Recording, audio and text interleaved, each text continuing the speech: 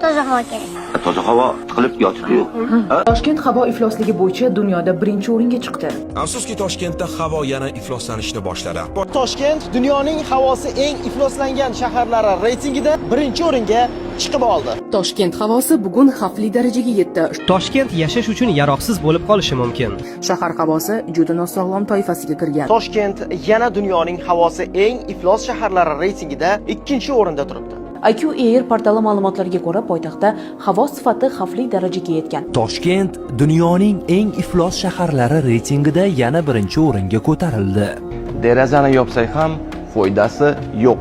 Havodagi PM2,5 miqdori me'yoridan 32,2 baravar yuqori. Bu zarrachalar inson salomatligi uchun eng xavfli bo'lib, nafas yo'llari va yurak-qon tomir tizimiga ta'sir ko'rsatishi mumkin. Toshkent nafas ololmayapti. Bu shunchaki rahbarlarning muammosimi yoki hammamizniki?